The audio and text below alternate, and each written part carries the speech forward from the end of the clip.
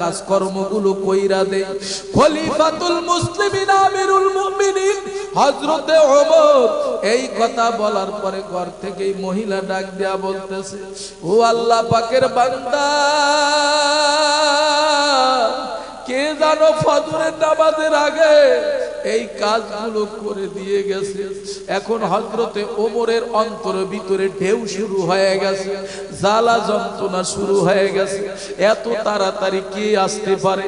এই লোকটাকে আমার চিহ্নিত করতে হবে, এই লোকটারে আমার দেখতে হবে। খলিফাতুল মুসলিমিন হযরতে ওমর মনে মনে চিন্তা করে, ও আল্লাহ, আমি কি এই বিধবা মহিলার খেদমত করতে পারবো না? যদি আমি খেদমত করতে পারতাম রে, হাসরের ময়দানে আমি একজন দামি মানুষ হয়ে যাইতাম। আল্লাহ যদি আমারে কাঠ গড়ায় দাঁড় করায় হাসরের ময়দানে। হযরত ওমর রাদিয়াল্লাহু তাআলার গাজীপুরবাসী ভাইরা ভালো কইরা শোনো, মাওলাহুল মাওলা ফালাহুল কুল, যে আমার মাওলার জন্য হইবে রে, আমার মাওলা তার জন্য হয়ে যাবে রে বাবা। কাল্পনিক কোনো কথা বলি না রে বাবা, গভীর মনোযোগ দিয়া শোনো রে যুবক। ও আমার পর্দার অন্তরে মা বোনেরা, মাইকের আওয়াজটা দিলের সঙ্গে লাগাও,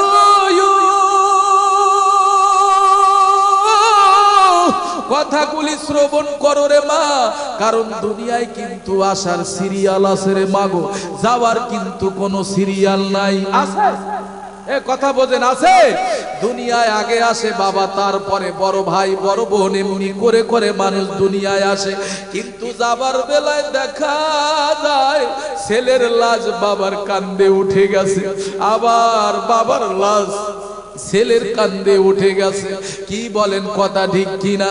হযরতে ওমর রাদিয়াল্লাহু তাআলা দুই চোখের পানি ফালায় আর মসজিদে নববীর দিকে যায়। আল্লাহ, কে এত তাড়াতাড়ি এই বৃদ্ধ মহিলার, এই মুরব্বীর, এই বিধবা মহিলার কাজগুলো করে দিয়ে যাচ্ছে? হযরত ওমর রাদিয়াল্লাহু তাআলা মসজিদে নববীর দিকে যখন রওনা করলো, আর মনে মনে ইরাদা করলো, আগামী কালকে আমি আরো তাড়াতাড়ি যাব। যখন রাত্র ৩টা-২:৩০ বেজে গেল রে যুবক, হযরত ওমর রাদিয়াল্লাহু তাআলা তিনি গভীর রজনীতে তাহাজ্জুদ নামাজে রক্ত হয়ে গেছে। ওই সময় তিনি মসজিদে নববীর থেকে এক পা দুই পা হেঁটে হেঁটে পা পা করে ওই বিধবা মহিলার বাড়ির কাছে চলে গেল।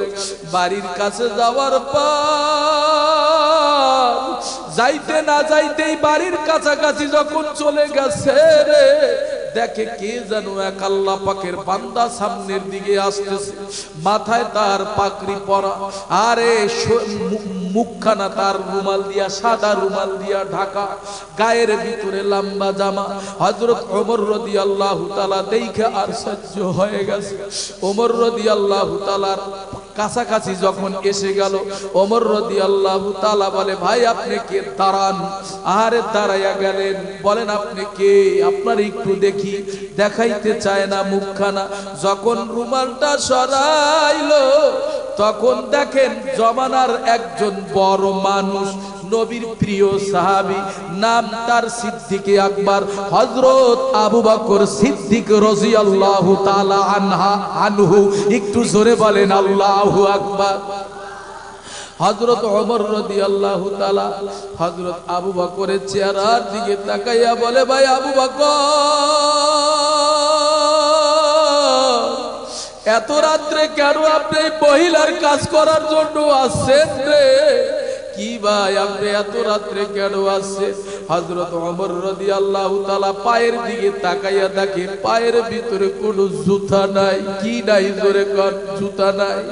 হযরত ওমর রাদিয়াল্লাহু তাআলা প্রশ্ন করে, ভাই আবু বকর, কেন আপনি পায়ে এত গভীর রজনীতে জুতা পায়ে দিয়ে আসলেন না?